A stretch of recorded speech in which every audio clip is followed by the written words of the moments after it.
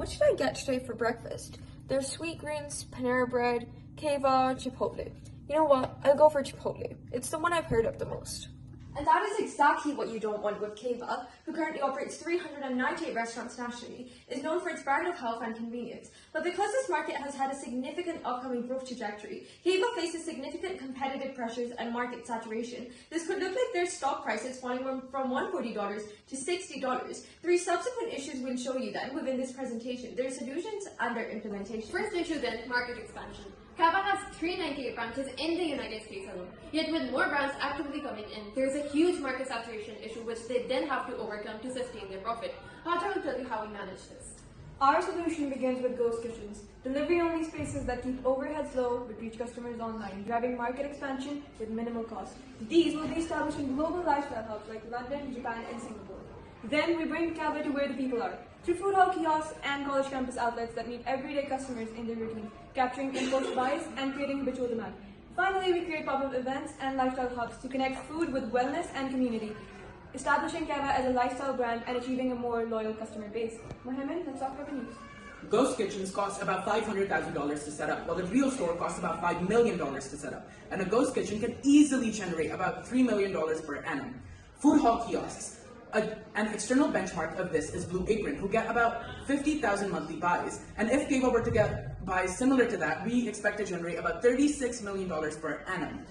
College campuses are places with copious amounts of foot traffic, and we plan to monetize on that. Through our stores there, we will expect to generate $3.8 million per annum. Lastly, experimental pop-ups get about 10,000 visitors, which will help us gain more revenue and diversify our consumer base. Our second issue then, which is supply chain and chain reforms. Now, Keva has very vertically integrated supply chains, which means they do everything from A to Z themselves.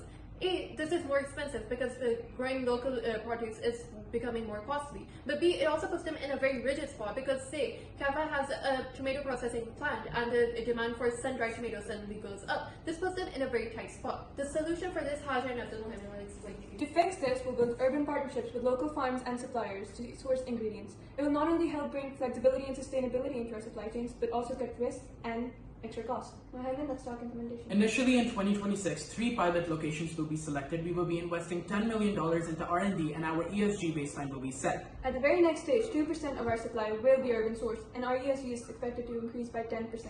Scaling up, we expect our urban source supply to go from 8% to 25% after having invested $20 million into urban farming tech. Finally, by 2030, 50% of our supply will be urban sourced, and we will have reduced our carbon footprint by 40%, therefore saving costs and securing investor confidence. Using local sourcing and traceable processes, Keva can stay eco-conscious too. We'll integrate a blockchain tracing system, which will be accessible by customers with a single QR code scan. It will trace every step of the supply chain, ensuring full transparency.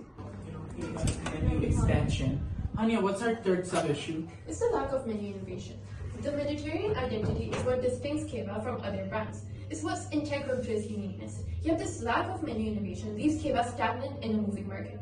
This leads to menu fatigue, customer hesitation, and prevents Keva from taking full advantage of their digital market shares. Our solution? Rotating regional menus that feature seasonal dishes from different countries and Mediterranean regions, keeping the brand fresh, yet rooted in its identity. We will also have collectible stamps for each sub-cuisine the customers try to make food exploration more exciting. These will have 7 to 12% premium pricing. An external benchmark of this is Starbucks, who get about 7 to 12% of their revenue per annum from their seasonal menu items. Macro-labeled options and symbols on the menus, indicating which items help with certain fitness goals, will further empower health-conscious consumers. 1/3 of our revenue per annum comes from our digital market, so we need to expand on that. For this, we'll introduce digitally exclusive features like augmented plating visuals, where customers can view their dishes in 3D and virtually create meals. We will also show the health and quality indexes.